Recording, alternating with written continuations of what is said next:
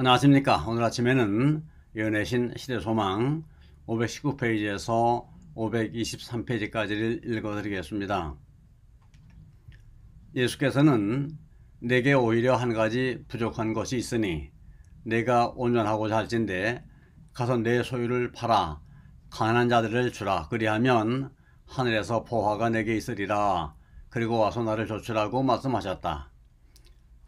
그리스도께서는 관원의 마음을 읽으셨다. 그에게는 부족한 것이 한 가지밖에 없었지만 그것은 대단히 중요한 요소였다. 그는 심령 속에 하나님의 사랑을 필요로 하였다. 이 부족은 보충되지 않으면 그에게 심용력이 될 것인 바 이는 그의 온 성질이 부패하게 될 것이기 때문이다. 방종으로 말미암아 이기심은 더욱 굳어진다.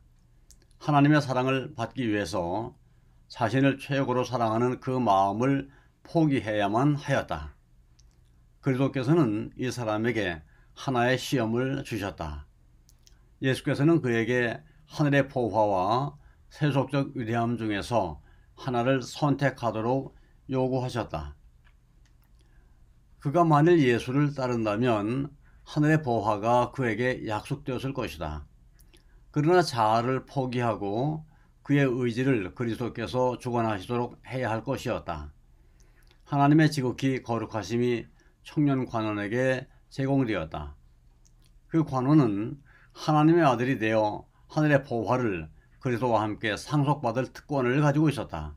그러나 그는 십자가를 지고 구주를 따라 극기의 길을 가야만 하였다.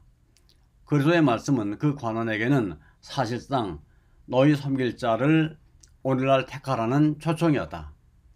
선택은 그에게 달려 있었다. 예수께서는 그가 회개하기를 열망하셨다. 예수께서는 그의 품성에 병든 곳을 그에게 보이셨으며 청년이 그 문제를 저울질하고 있을 때 그 결과를 얼마나 큰 관심을 가지고 주목하셨던가. 만일 그가 그리스도를 따르기로 결정한다면 그는 모든 일에 그의 말씀을 순종해야 할 것이다. 그는 그의 야심찬 계획을 포기해야만 할 것이다. 구주께서는 청년이 성령의 초청에 응하기를 바라시면서 얼마나 열렬히 간언하셨으며 얼마나 갈급한 심령으로 그 청년을 바라보셨던가. 그리스도께서는 그 관원으로 하여금 그가 그리스도인의 품성을 완성시킬 수 있는 곳에 처하게 할 수 있는 유일한 조건을 말씀하셨다. 예수의 말씀은 엄격하고 가혹한 것처럼 보였지만 그것은 지혜의 말씀이었다. 이 말씀을 받아들이고 순종하는 것만이 관원에게 있어서 유일한 구원의 희망이었다. 그의 높은 지위와 재산은 그의 성품을 악으로 인도하는 교묘한 감화를 끼치고 있었다. 그것을 계속 간직한다면 그것들은 하나님 대신에 그의 사랑을 차지할 것이다. 하나님께로부터 다소라도 물러가는 것은 도덕적인 능력과 효능들을 감소시킬 것을 계속 보유하고 있는 것이다. 그 이유는 이 세상 사물을 귀중히 여기면 그것들이 아무리 불확실하고 무가치할지라도 마음을 모두 빼앗고 말 것이기 때문이다. 그 관원은 재빨리 그리스도의 말씀의 뜻을 다 이해하고 슬퍼하게 되었다. 만일 그가 구주께서 주시겠다고 제의하신 선물의 가치를 깨달을 수 있었더라면 그는 지체 없이 그리스도의 추종자의 이론으로 가담하였을 것이다. 그는 명예로운 유대인의 공회의 일원이었다. 사탄은 그의 장래가 유망하다고 아첨하면서 그를 유혹하고 있었다. 그는 하늘의 보화를 원하였지만 그의 재산이 가져올 현세의 유익도 원하였다. 그는 이런 상태에 놓여있음을 슬퍼하였다. 그는 영생을 원하였으나 기꺼이 희생하려고 하지 않았다. 영생의 값이 너무 큰 것처럼 생각되고 재물이 많으므로 그는 슬퍼하면서 떠나갔다. 하나님의 계명을 지켰다면 지켰다는 그의 주장은 기만이었다. 그는 재산이 자기의 우상임을 보여주었다. 세상이 그의 애정의 첫째 자리를 차지하는 동안 그는 하나님의 계명을 지킬 수 없었다. 그는 선물의 시여자보다 하나님의 선물을 더 사랑하였다. 그래서는 청년에게 당신과의 교제를 제의하셨다. 그는 나를 따르라고 말씀하셨다. 그러나 그에게 있어서 구주는 사람들 가운데서의 그의 이름이나 재물만큼 귀중하지 않았다. 보이지 않는 하늘 보화를 위하여 보이는 그의 세상 재물을 포기하는 것은 너무 큰 모험이었다. 그는 영생을 주시겠다는 제의를 거절하고 떠나갔다. 그때 후로 항상 세상이 그의 경배의 대상이 될 것이었다. 무수한 사람들이 이와 같은 헛된 시련을 통과하면서 그리스도와 세상을 저울질하고 있다. 많은 사람들이 세상을 택한다. 그들은 젊은 관원처럼 나는 이분을 나의 지도자로 모시지 않겠다고 마음속으로 말하면서 구주로부터 돌아선다.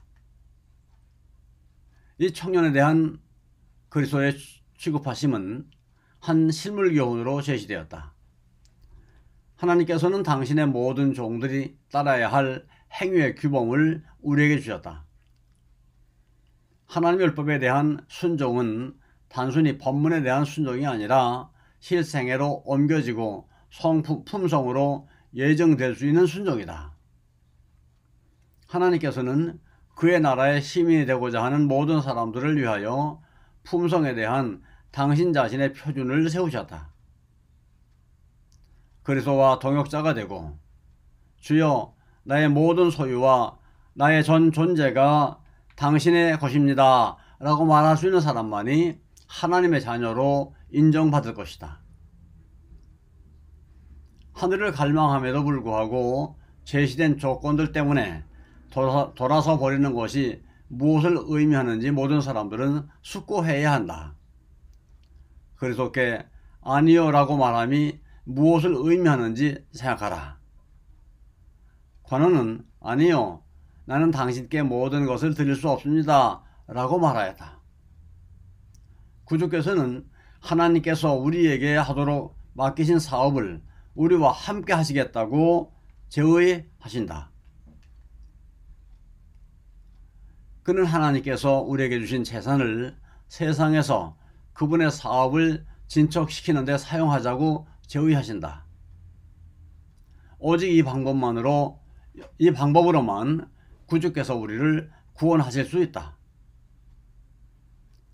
그 관원의 재산은 그가 충실한 청지기임을 입증할 수 있도록 그에게 위탁된 것이었다. 그는 이 소유물을 도움이 필요한 자들에게 축복이 되도록 분배해야 할 것이었다. 그와 같이 오늘날도 하나님께서 사람들에게 재물과 재능과 기회를 위탁하셔서 그들로 하여금 가난하고 고통당하는 자를 도와주는 일에 하나님의 대리자가 되게 하신다. 그에게 위임된 선물을 하나님께서 계획하신 대로 사용하는 자는 구주와 동역자가 된다. 그는 하나님의 품성의 대표자로서 영혼들을 그리스도께 인도한다. 젊은 관원의 경우와 같이 신임받는 높은 지위에 있고 재물이 많은 사람들에게는 그리스도를 따르기 위하여 모든 것을 포기하는 일이 너무도 큰 희생처럼 보이는지 모른다. 그러나 이것은 그리스도의 제자가 되고자 하는 모든 사람의 처세훈이다. 순종만이 간합된다. 자신을 포기하는 것, 이것이 그리스도의 가르침의 요지이다. 자주 그것은 권위적인 것처럼 보이는 말로 제시되고 명령되었다. 왜냐하면 만일 마음에 품을 경우 사람을 송두리째 타락시키게 될 그런 것들을 잘라버리는 길 외에는 사람을 구원할 다른 방도가 없기 때문이다. 그리스도를 따르는 자들이 주의 소유를 주님께 돌려드릴 때에 그들은 착하고 충성된 종아 내 주인의 즐거움에 참여할지어다 라는 말을 듣게 되는 그날 그들에게 주어질 보물을 쌓고 있는 것이다. 그 앞에 있는 즐거움을 위하여 십자가를 참으사 부끄러움을 개의치 아니하시더니 하나님 보좌 우편에 앉으셨느니라. 구속받은 영혼들 즉 영원히 구원받은 영혼들을 바라보는 기쁨이야말로 나를 따르라고 말씀하신 예수의 발자취를 따라가는 모든 사람들이 받을 보상이다. 아멘. 감사합니다. 오늘 여기까지 읽어드렸습니다.